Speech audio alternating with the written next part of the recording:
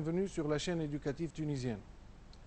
Dans cette séance, on va présenter une leçon pour la 4e année sciences techniques, génie mécanique. Cette leçon préparée et présentée par moi-même, Anen Mohamed Safouane, en collaboration avec M. Fawzi Maalej et M. Lahbib Rdes. Alors, cette leçon entre dans le cadre du chapitre 4, transmission de mouvement, leçon transmission sans transformation de mouvement. Donc, dans cette leçon, on va voir deux parties. La première partie concerne les réducteurs à engrenages et la deuxième partie concerne les boîtes de vitesse. Pour commencer, je vais vous présenter le plan de la leçon. Alors, grand A, transmission par un train d'engrenage simple.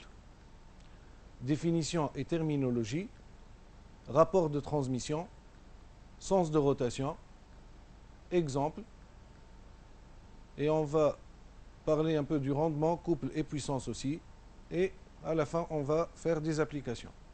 Deuxième partie de la leçon, transmission par boîte de vitesse. Principe, exemple de boîte de vitesse à pignon baladeur.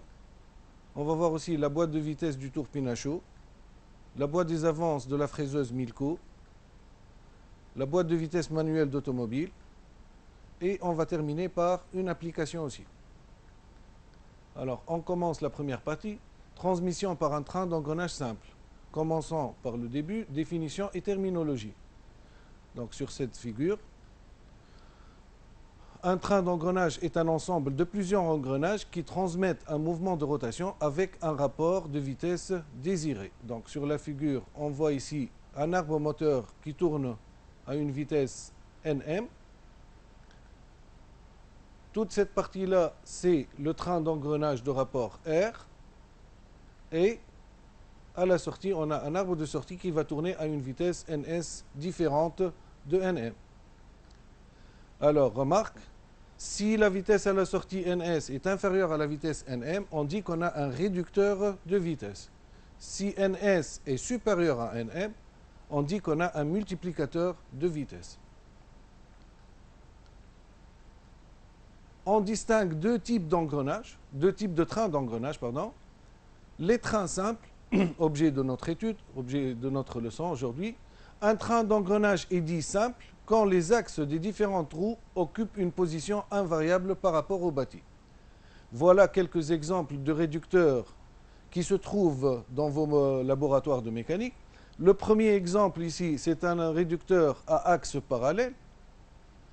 Donc, le deuxième ici, c'est un réducteur à roue et vis sans fin. Roue et vis sans fin. Et le troisième réducteur, c'est un réducteur à axe perpendiculaire dans lequel on utilise des engrenages coniques et des engrenages cylindriques. Alors, je répète, on appelle un train d'engrenage simple parce que les axes ne bougent pas par rapport au bâti. Deuxième type de train, ce sont les trains épicycloïdaux. Alors, ne font pas objet du programme de la 4e année, mais on les appelle des trains épicycloïdaux parce qu'il y a des roues dentées à l'intérieur qui sont en mouvement par rapport au bâti, qu'on appelle des satellites. Donc, on s'intéresse à la première partie, ou bien le premier type, ce sont les engrenages, les trains d'engrenage simples. Alors, on va se mettre d'accord aussi sur quelques mots techniques. Alors, on appelle contact extérieur, contact entre deux roues à denture extérieure. Par exemple ici, vous avez un contact entre un pignon et une roue dentée. Ce contact se fait extérieurement, donc on appelle ça un contact extérieur. Et c'est comme c'est montré sur la figure. On appelle un contact intérieur entre une roue à denture extérieure et une roue à denture intérieure, qu'on peut appeler aussi couronne. Donc, comme le montre cette figure-là, ici on a un pignon et une couronne parce que c'est une roue dentée à denture intérieure. Donc, on dit qu'on a un contact intérieur. Autre chose sur laquelle on va se mettre d'accord, les roues 1 et 3 dans cet exemple sont des roues qu'on appelle menantes ou motrices, parce que 1 va entraîner 2. Et 3 va entraîner 4. Donc 1 et 3 sont des roues menantes ou motrices. Les roues 2 et 4 sont des roues menées ou réceptrices. 2 est mené par 1, donc on l'appelle roue menée ou roue réceptrice. Même chose pour la couronne 4. Le rapport global, qu'on appelle aussi raison, dans un train d'engrenage, est le quotient de la vitesse de rotation à la sortie ns par la vitesse d'entrée ne. Donc, Rg, le rapport global, égale à n sorties sur n entrées. Égale aussi produit du nombre de dents des roues menantes sur produit du nombre des dents des roues menées. Exemple. Dans ce premier exemple, vous avez un arbre d'entrée qui entraîne un pignon 1. Ce pignon 1 va entraîner une roue 2. La roue 2 est encastrée sur un arbre intermédiaire qui entraîne un pignon 3. Le pignon 3 va entraîner une couronne 4. Dans ce cas-là, si je calcule le rapport global, donc le rapport global, on a dit d'après la formule, égale à n sorties sur n entrées, égale produit du nombre de dents des roues menantes sur produit du nombre de dents des roues menées. Donc on a dit 1 menante, 3 menantes, donc ça fait Z1 fois Z3, 2 menées et 4 menées, donc par Z2 fois Z4. Cette écriture, mathématiquement, je peux l'écrire de cette façon, Z1 sur Z2 fois Z3 sur Z4. Donc je peux remarquer une chose, que le rapport global égale, le rapport global sera égal le rapport du premier couple 1, 2, que je vais noter par R1, 2, fois le rapport du deuxième couple, R3, 4. Parce que R1, 2, c'est Z1 sur Z2, R3, 4, c'est Z3 sur Z4. On peut retenir que le rapport global est le produit des rapports des couples des roues constituant le train d'engrenage. Donc Rg égale à R1 fois R2 fois Rn, autant qu'on a de couples de roues dentées. Sens de rotation. Si on parle du sens de rotation, alors on peut remarquer que dans ce cas-là, si on a un engrenage à contact extérieur, si on compare le sens de rotation des deux roues, on remarque alors que le pignon 1 tourne dans le sens contraire de la roue. Donc l'engrenage à contact extérieur inverse le sens de rotation. Si on prend le cas d'un contact intérieur, vous remarquez, si vous suivez bien le sens de rotation du pignon et le sens de rotation de la roue à denture intérieure, vous remarquez qu'elle tourne dans le même sens. Donc, l'engrenage à contact intérieur conserve le sens de rotation. On garde le même sens de rotation. Si par exemple je prends ce cas-là, j'intercale une roue dentée entre deux roues dentées. Voilà, comme le montre cette petite animation. Et je compare le sens de rotation de l'entrée et la sortie. Je remarque dans ce cas-là que c'est le même sens de rotation. Regardez. Voilà. Donc, suivez bien le sens de rotation des roues. C'est le même sens de rotation à l'entrée qu'à la sortie. Donc, dans ce cas-là, je peux constater que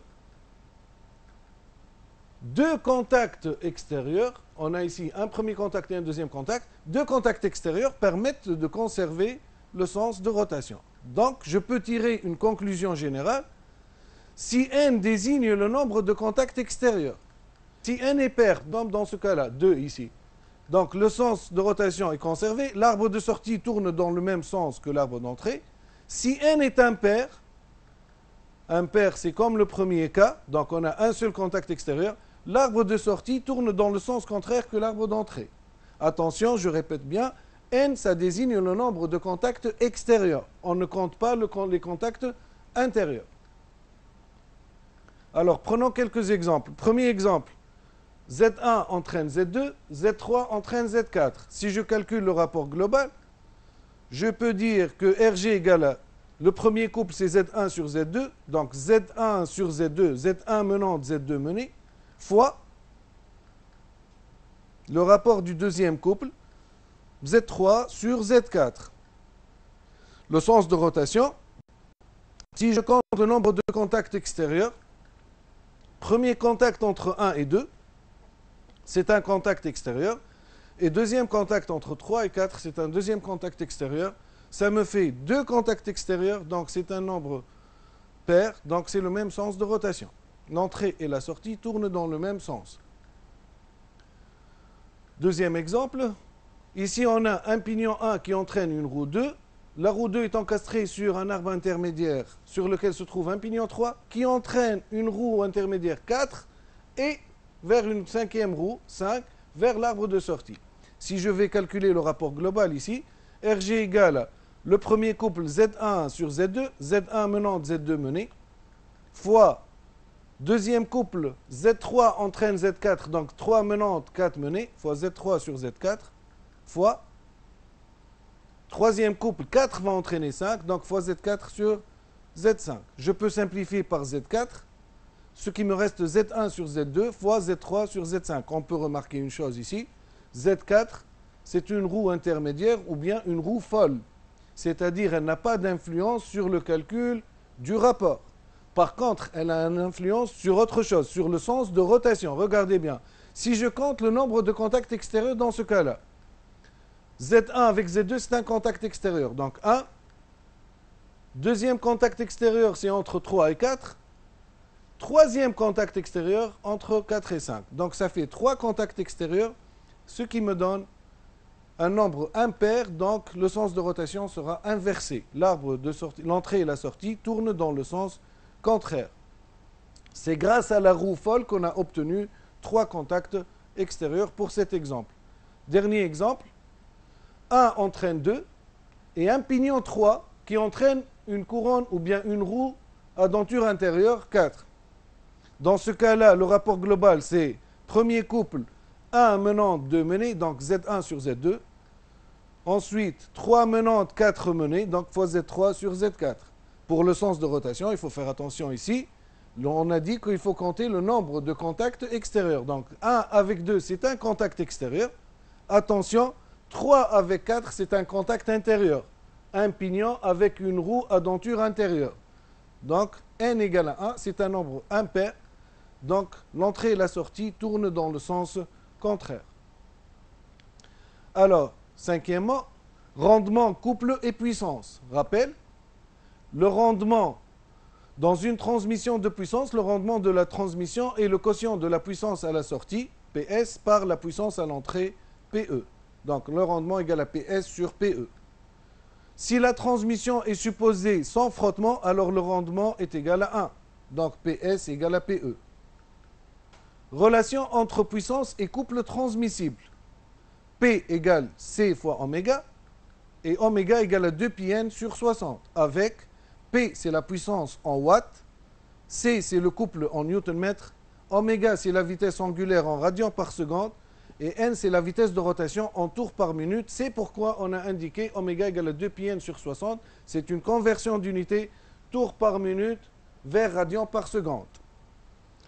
Donc P égale à C fois oméga. Ensuite, relation entre le rapport et le couple. On a dit tout à l'heure que le rendement égale à P sortie sur P entrée. Donc égale couple sortie fois oméga sortie sur couple entrée fois oméga entrée. En remplaçant oméga par 2πn et en faisant la simplification, on trouve couple sortie fois n sortie sur couple entrée fois n entrée.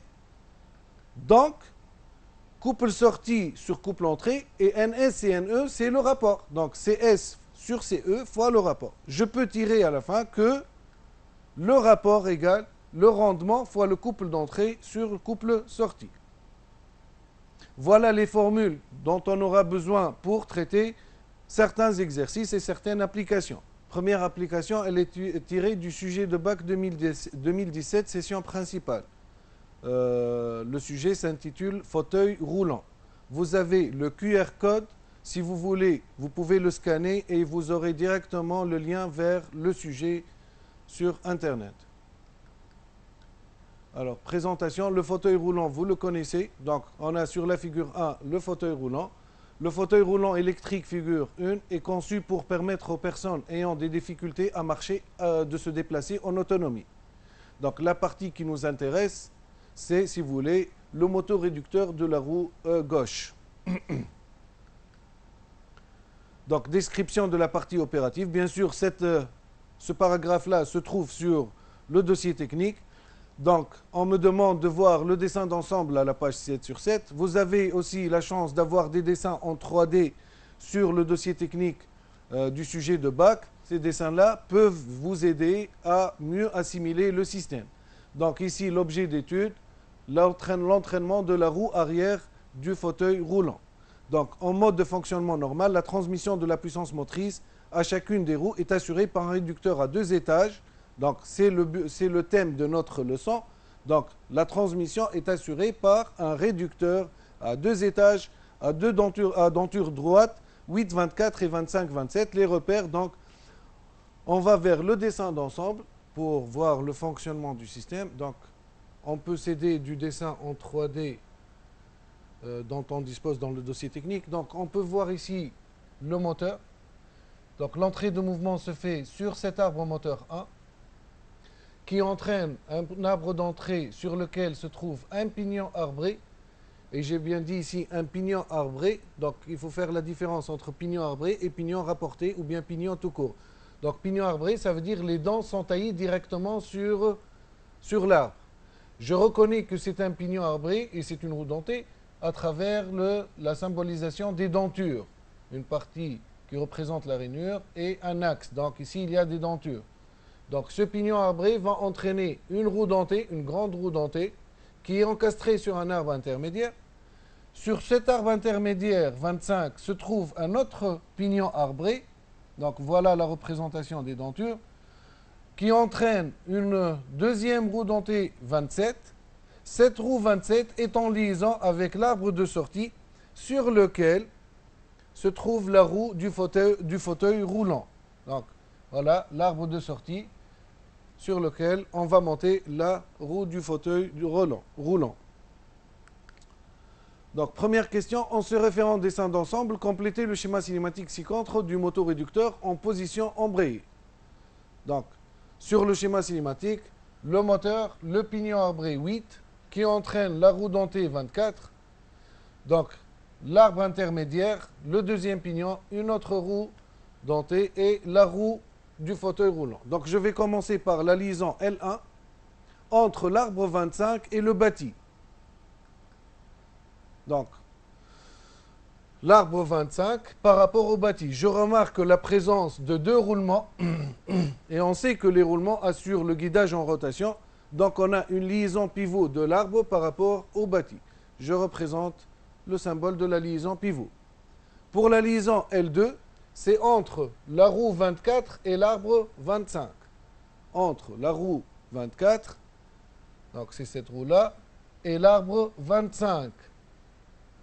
Donc on remarque la présence d'une clavette 44 qui assure l'arrêt en rotation, un épaulement de ce côté-là, côté gauche, donc qui réalise l'arrêt en translation vers la gauche, et l'anneau élastique 42 qui assure l'arrêt en translation vers la droite. Donc on obtient une liaison encastrement entre la roue 24 et l'arbre 25. Je représente le symbole de la liaison encastrement. Pour la roue 27 par rapport à l'arbre 30, la roue 27 par rapport à l'arbre 30, la liaison L3. La roue 27 par rapport à l'arbre 30. Donc on remarque la présence des billes 29 qui assure un arrêt en rotation de la roue par rapport à l'arbre. Ça joue le rôle des clavettes dans ce cas-là. Donc l'arrêt en rotation est réalisé par les billes 29 et un épaulement de ce côté gauche entre la roue et l'arbre. Donc l'arrêt en translation vers la gauche est assuré et l'anneau élastique qui assure l'arrêt en translation vers la droite. J'obtiens une liaison encastrement. Donc je représente le symbole de la liaison encastrement. La dernière liaison, c'est entre l'arbre 30 et le bâti. Donc je remarque la présence des roulements 28 et 41 entre l'arbre et le bâti, entre l'arbre 30 et le bâti. Les roulements assurent le guidage en rotation, donc je conclus que c'est une liaison pivot. Voilà pour le schéma cinématique. Le schéma cinématique étant complet maintenant. Deuxième question. Dans cette question, l'objectif, c'est de choisir le moteur convenable qu'on va monter sur la roue pour assurer le déplacement du fauteuil. Alors, le cahier de charge impose la vitesse maximale du fauteuil imposée par le cahier des charges fonctionnelles, Vmax égale à 6 km par heure. La puissance nécessaire transmise à la roue pour avancer le fauteuil à la vitesse maximale est P roue égale à 140 watts. Le diamètre de la roue arrière, D roue égale 350 mm. Déterminer la vitesse angulaire oméga R de la roue arrière. La formule qui lie la vitesse angulaire et la vitesse linéaire, donc V égale R fois oméga roue, étant donné que la roue est en mouvement de rotation uniforme, je peux appliquer la formule V égale à R fois oméga roue. Ce qui me donne oméga roue égale à V sur R. Je fais l'application numérique. V est égal à 6 km par heure. Alors attention ici. Donc ici, la vitesse, elle est donnée en km par heure.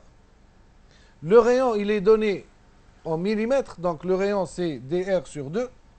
Donc il est donné en millimètres. Il faut que les deux variables soient données aux mêmes unités. Donc ici, j'ai remplacé le kilomètre en mètres, j'ai multiplié par 10 puissance 3. Donc 6 kilomètres, je vais les remplacer en mètres. Donc 6 kilomètres, ça fait 6 fois 10 puissance 3. Ensuite, on a par heure ici. Donc ici, il faut diviser pour avoir par seconde. Je veux remplacer l'heure en secondes. Donc, une heure, c'est 3600 secondes. Donc, c'est pourquoi il faut diviser par 3600. Donc, il faut multiplier par 10 puissance 3 et diviser par 3600 pour convertir les kilomètres par heure en mètres par seconde. Pour le rayon, c'est le diamètre sur 2, 350 mm. Donc, il faut multiplier 350 fois 10 moins 3 pour passer du millimètre au mètre. Donc, à l'aide de la calculatrice, on peut vérifier ce qu'on a écrit et ça nous fait gagner du temps. Pour la conversion des unités, la calculatrice nous permet de le réaliser. Vous avez ici un tableau de conversion. Pour réaliser une conversion, on tape Shift 8. Ensuite, on choisit le numéro de la conversion. Alors ici, dans notre cas, kilomètres par heure en mètres par seconde, c'est le numéro 19. Mètres par seconde en kilomètres par heure, c'est le numéro 20. Donc, je fais Shift 8. Je choisis le numéro 19 pour la conversion, kilomètres par heure en mètres par seconde. Avec le curseur, j'indique par exemple la valeur en kilomètres par heure. Dans notre cas, c'est 6 km par heure. Et j'appuie sur égal. J'ai le résultat en mètres par seconde. Donc maintenant, si je fais l'application numérique de cette application, ça va me donner oméga R égale à 9,52 radians par seconde. Question 2b. Déterminer la vitesse de rotation NR de la roue arrière. Alors, je connais la relation entre oméga et n. Oméga égale à 2πn sur 60. Je vais tirer n.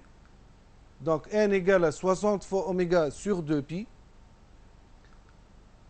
Donc, nr égale à 60 fois 9,52 divisé par 2π, ce qui me donne une vitesse de rotation 90,90 tours par minute. Donc, la roue arrière tourne à cette vitesse de rotation. Question C. Déterminer le rapport global du réducteur. Alors là, on entre dans le vif du sujet de notre leçon. On a dit tout à l'heure que pour calculer le rapport global, donc je dois identifier les couples des roues dentées. Donc ici, on a le pignon arbré 2 plus 8 qui entraîne la roue 24. Et ensuite, le deuxième pignon arbré, donc 25, qui entraîne la roue 27. Donc j'ai identifié les deux couples. Ensuite, il faut vérifier quelle est la roue menante et quelle est la roue menée. Donc ici, le pignon, c'est la roue menante, la roue, c'est la roue menée. Et le pignon 25, c'est la roue menante. Et 27, c'est la roue menée. Donc, le premier couple, ça va me donner RG égale, donc Z8 sur Z24 fois Z25 sur Z27. En consultant la nomenclature, le pignon arbré 25, Z égale à 12, et le pignon arbré 8, Z égale à 13, la roue dentée 24, Z égale à 80, et la roue dentée 27, Z égale à 52. Donc je relève les nombres de dents dont j'ai besoin. Donc 13 sur 80 fois 12 sur 52, ce qui me donne un résultat R global égal à 3 sur 80. Remarque s'il vous plaît, essayez toujours, ou bien tenez bon à écrire toujours le rapport sous forme de quotient et non pas sous forme d'un nombre avec des virgules. Parce que si vous voulez avoir des résultats exacts par la suite, mettez le rapport global toujours sous forme de quotient et c'est faisable avec les calculatrices. Alors, question, déduire dans ce cas la vitesse de rotation maximale Nm du moteur. On va déterminer la vitesse de rotation du moteur. On a la vitesse à la sortie, 90,9. On a le rapport global. On a vu tout à l'heure que le rapport global égale à N sortie sur N entrée. Donc NR sur Nm. Je tire Nm. Nm égale à Nr sur Rg. Donc ce qui me donne 90,9 divisé par 3 sur 80. Donc résultat final, 2400 tours par minute. Donc le moteur tourne à 2400 tours par minute. Sachant que le rendement du réducteur égale à 0,72, quelle puissance minimale que le moteur produit pour l'avancement du fauteuil? Alors on a vu tout à l'heure dans la leçon, la formule du rendement égale à P sortie sur P entrée. Alors, rendement égale à P roue sur P mini du moteur, la puissance minimale du moteur. Je tire la puissance minimale, P roue sur le rendement, application numérique, 140 divisé par 0,72, ce qui me donne le moteur doit avoir une puissance minimale de 194,4 watts. Question suivante. En se référant au tableau à la page 6 sur 7 du dossier technique, choisir le type du moteur qui convient. Voilà, donc ce type de question se pose parfois dans les sujets de bac. On vous donne un tableau et vous devez choisir l'élément convenable après que vous avez terminé vos calculs. Alors, en consultant le tableau des valeurs du constructeur, donc, on a dit que la puissance minimale du moteur, c'est 194,4 watts. Donc, vous remarquez que la puissance ici, elle est donnée en kilowatts. Donc, pour le premier moteur, 0,07 kW, ça fait 70 watts. Donc, c'est une puissance insuffisante. Donc, pour le premier, le deuxième, le troisième moteur, ce sont des moteurs à éliminer. La puissance est insuffisante. On ne peut parler de la puissance minimale qu'à partir du quatrième moteur, donc, qui a une puissance de 0,2 kW, soit de 200 watts. Pour la vitesse de rotation, alors vous remarquez que l'unité ici, c'est minute moins 1. Donc, pour nous, ça veut dire c'est tours par minute. Donc, le constructeur indique ce type de désignation. Alors, on a dit que le moteur doit tourner à 2400 tours par minute. Pour ce moteur qu'on vient de choisir, il a une vitesse de rotation de 2500. Donc, c'est suffisant pour nous. Donc, le choix final, c'est ce moteur-là. Pour la réponse, le moteur qui convient le mieux est le MBT 82M. Pour l'application 2, donc l'application 2, elle est tirée du sujet de bac 2018, session de contrôle. Le système s'intitule Système de production de films en plastique. Vous avez toujours le QR code pour avoir l'adresse du sujet. Donc, présentation rapide. Le système figure 1. Donc, vous pouvez le voir ici sur la figure 1. C'est une chaîne de production de bobines de films en matière plastique biodégradable, figure 2. Ces bobines sont rangées sur des palettes pour être exploitées dans les domaines de l'agriculture, de l'industrie ou de la distribution sous forme de sacs poubelles ou des sacs sortis de caisses. La partie mécanique qui nous intéresse, l'objet de notre étude, c'est ce système-là qui est entouré en rouge. C'est un motoréducteur pour entraîner un axe porte-mandrin. Donc, en regardant le dessin d'ensemble et en lisant la première, si vous voulez, la première phrase du paragraphe, le moteur M2 est accouplé au réducteur composé des engrenages 3215 et 1236. Donc, vous voyez bien qu'il s'agit d'un réducteur objet de notre leçon. Donc, en allant vers le dessin d'ensemble, le premier coup d'œil qu'on jette sur le dessin d'ensemble pour avoir un peu une idée sur le fonctionnement, ici, on identifie le moteur. Donc, ici, on identifie un accouplement élastique qui va lier l'arbre moteur avec l'arbre d'entrée. Ensuite, les roues dentées. Donc, on remarque la présence des dentures. Donc, ici, on a un pignon arbré qui entraîne une roue dentée 15.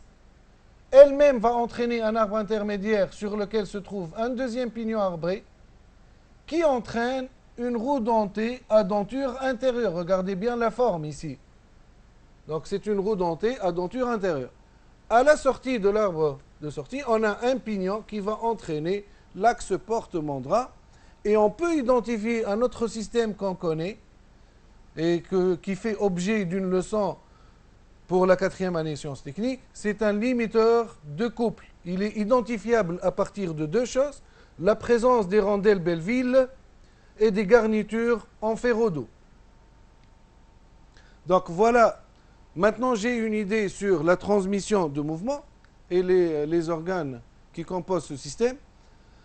Première question, en se référant au dessin d'ensemble du motoréducteur, complétez le schéma cinématique ci-dessous par les symboles manquants des liaisons. Je vais commencer par la première liaison entre l'arbre 32 et le bâti.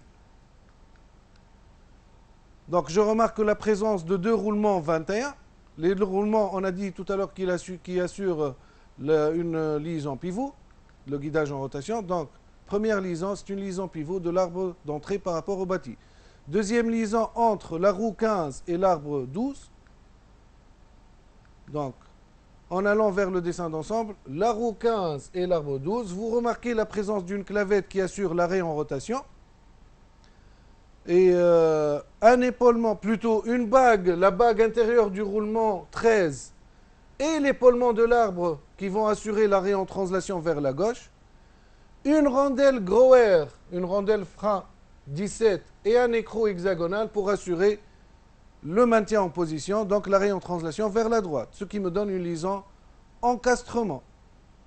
Troisième liaison entre l'arbre intermédiaire et le bâti, l'arbre 12 et le bâti, présence d'un roulement à deux rangées de billes à contact oblique qui assure le guidage en rotation, donc c'est une liaison pivot.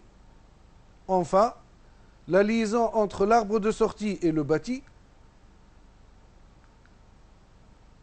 Donc l'arbre de sortie, c'est l'arbre 6 par rapport au bâti. Présence de deux roulements à billes.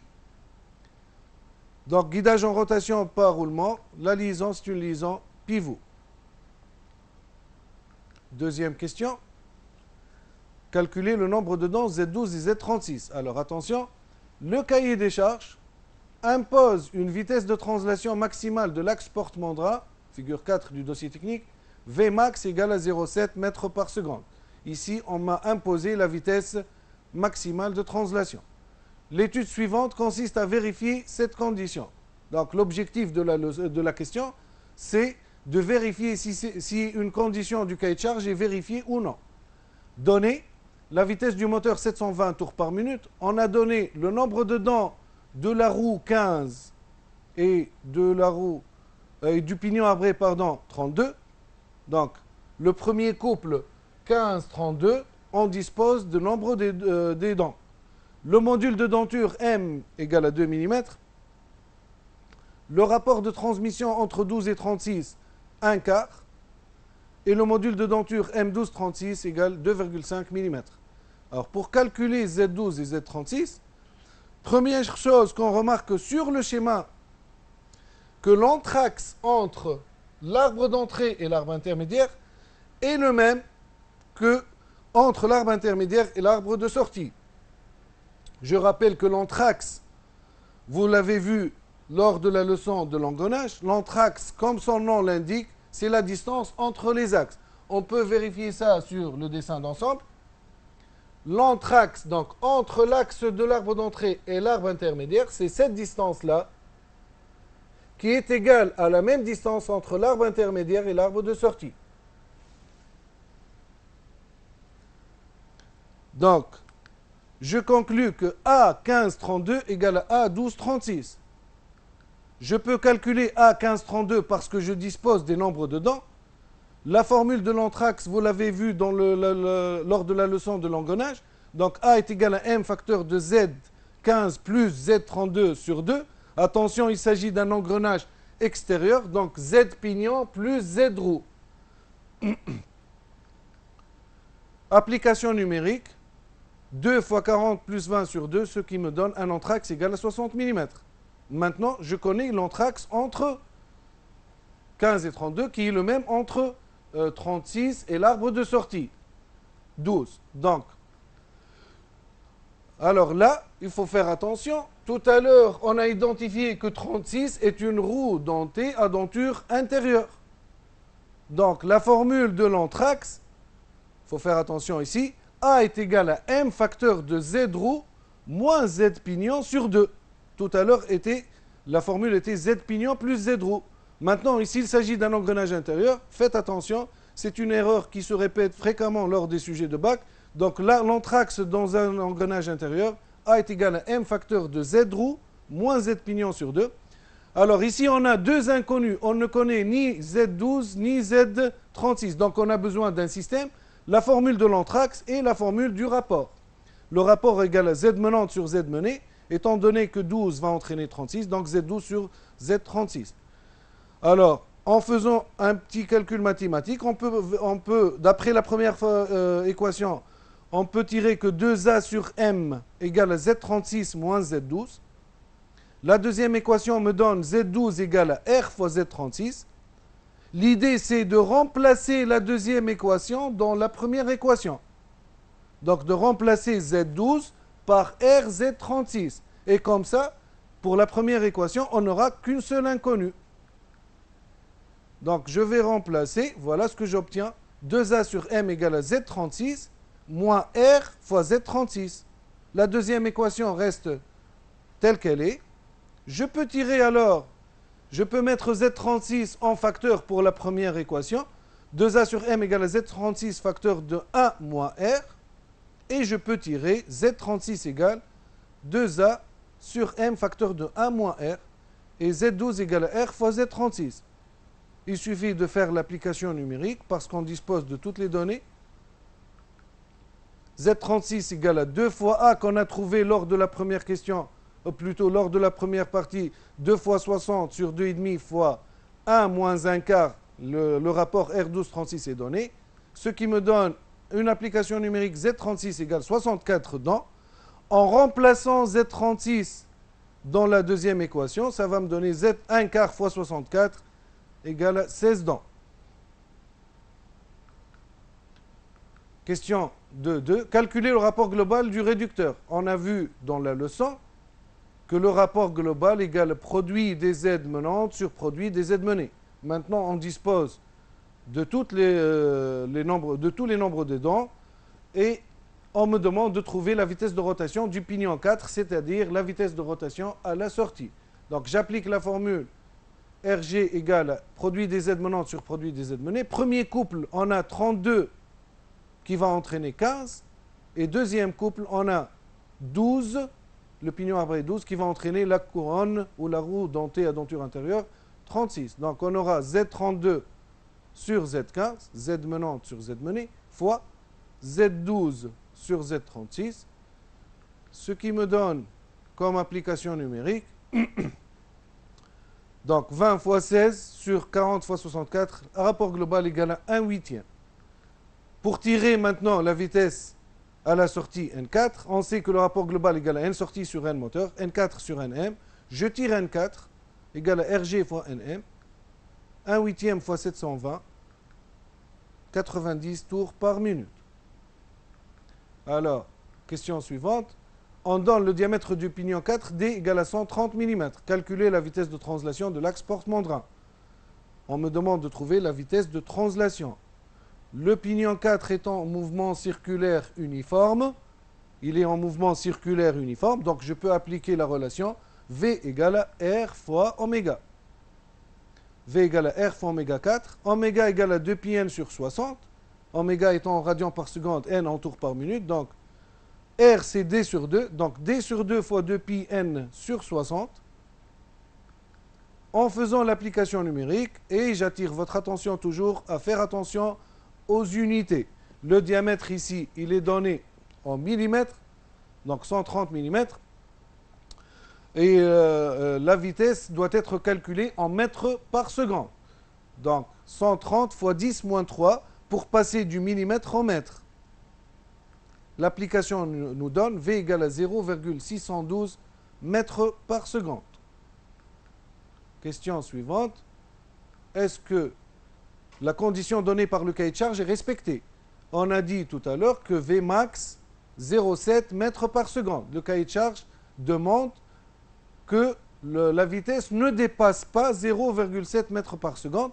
La vitesse qu'on a calculée, c'est 0,612. En comparant les deux valeurs, on s'aperçoit que notre vitesse calculée est inférieure à la vitesse maximale. Donc ça répond aux conditions du cahier de charge. Oui, la condition est respectée car V égale à 0,612 inférieur à Vmax égale à 0,7 mètres par seconde.